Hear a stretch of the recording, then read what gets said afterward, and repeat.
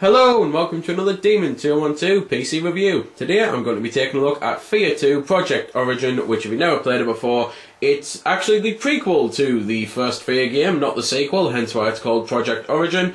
And, well, it's a first-person shooter horror thing, so let's get started. You can start the game or obviously continue from save point if you played it before, but if you played it before, why are you watching the vid? Something that always confuses me, but I'm not going to complain. It's views after all. Options, being PC game, you can pretty much do absolutely everything with it. You can fully customise keys and things like that. Awards are basically the in-game achievement system, and well, that's about that then. So, there's online player, but I'm struggling to get a game because not many people seem to be playing it anymore, so I'm not really going to show it off, but it's a case of your usual death matches or slow-mo deathmatch using the slow-mo system and things like that. So, from there you can either go single player or mission select. I will also be covering the F.E.A.R 2 Reborn DLC, which I actually think is better than the whole game. Don't get me wrong, I like this game, but compared to the first, I don't think the story holds up anywhere near as good. So, I'll start off basically on the first mission. Might as well, to be fair, if I go to the second mission, then I don't have to watch the cutscene at the start. So, let's just cut into that then. Or, to be fair, I might as well start with Mission 3, as Mission 2 also has a long, unskippable cutscene, even though I've beat the game. So, it's your standard FPS gameplay. If you played the first game, you're going to feel right at home. It's got a load of weapons, it's got a load of grenade types, like fire grenades, explosive grenades, shock grenades. You can pretty much do everything that you could in the last game with upgrading your slow-mo ability. However, you can't upgrade your overall health this time. It's something that I don't know why it was removed, but it was removed, so no point crying over it. And gameplay is pretty much the same. It's quite clear it's on a different engine, or at least a very tweaked engine. I think the gameplay actually plays better than the first game. It's just literally the story that I really don't like. Considering I've played the first game, and I'm not going to say anything in case you haven't, because obviously that'll spoil it, especially what with the fact that this is a prequel, but because it's a prequel, you'd kind of expect to know exactly what is going to happen at the end of this game. So it kind of makes the game pointless to play because it pretty much does happen the way you expect it. However, they also do it in such an odd way that it even leaves you confused that it actually happened and doesn't really fit with the next game. It's almost as if this is a prequel to another prequel, and we're going to get that before finally keying in the rest of the story to lead up to F.E.A.R 1 story. It's quite odd, it's done in a poor way, and it's something that I just didn't enjoy at all. But, as I say, the gameplay is excellent, so I personally think it's worth playing through. So, let's go to a different level. So, a few things to quickly mention before going to the DLC, because the DLC is probably going to be the best thing to show off anyway, because I can definitely show off the mechs, which are something I want to mention here. There's mechs on the game. It's a new gameplay addition, obviously they weren't in the first one, and I really like how they control. I think they've done well, and the only downside is you only actually get them twice, maybe 3 times if I remember rightly, in the main game, and then you get them once or twice in the DLC as well. And as far as I'm concerned, the best parts of the game. They're fun to play, it's quite nice, and it's just like playing a mech game. It's the type of thing that makes me hope that Monolith will actually now do a mech game, because I think they could do a very good job with one. Weaponry is pretty much the standard, your shotguns, your machine guns, your massive plasma rifles, also the incredibly disappointing and weak and pathetic flamethrower which I've got here, which, considering fire is very dangerous and can really screw you up quite quickly and severely, the fire effects on this game, they might as well not be there. It's like totally fantasy. Flamethrowers and fire grenades barely do anything at all. You're best off using shock grenades, which kind of paralyse your enemies, especially if they are big mech type things, and then just shooting the crap out their head.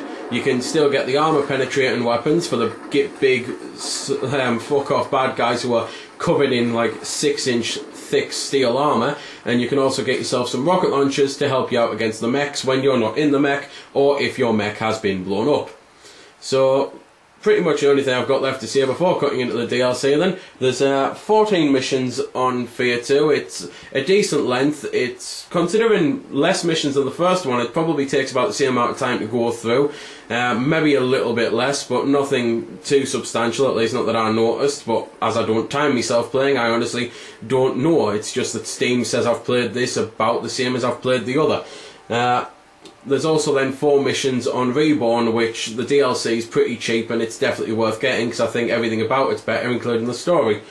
So let's just cut into that then, really. So, a couple things to mention. One, you've probably noticed that the game has almost changed itself graphically, and that's because you've got the full new HUD, and you can also put yourself into a quite nice, if I remember the right button, thermal vision. Check yourself out when you're in, well, check where the enemies are when you're in the mech. Although the thermal barely works. It's quite annoying actually, and more times than not gets you attacked because you miss obvious things. I personally prefer relying on my own eyesight, which isn't even that great, as you probably know from watching a few vids where I've complained that I've got bad eyes. Yet I managed to fare better with that than without the actual infrared vision, thermal vision, whatever you want to call it. I'm messing up, I know. So let's move on. Graphically, the game is fantastic, especially if you can run it on medium to high, because even medium, the game looks fantastic. There's some parts of it that just are wow-worthy. I especially like going through the sideways building because it's been blown up, and it's just really weird jumping around an office that's upside down in places or sideways in other places, and it's just quite nice. The effects, physical effects and all that work well on the game as well with gravity and stuff. It's the type of thing that feels realistic, which is hard to pull off in certain games. But there's pretty much nothing left of Edge other than the mechs, as you can imagine, are a massive powerhouse, and that's partially why they're so fun to play. Not because they make the game easy, but unfortunately the game is still easier than the first game. You can obviously change it up to hard, and it might be worth doing if you played the first game, because there's definitely sections that just feel so much easier. I don't know why they had to do that, because as you probably again know, I'm an advocate of saying about how hard games are better, because I personally find challenge more fun than no challenge really. So as I say, you might just want to start the game on hard, and if you've never played any of the F.E.A.R games, you might as well start with this one, because after all the story is still set before the first one, and you're not really spoiling anything by playing this one first. But in all honesty, compared to the first game, I don't think this one's as good purely because of the story. So, yeah.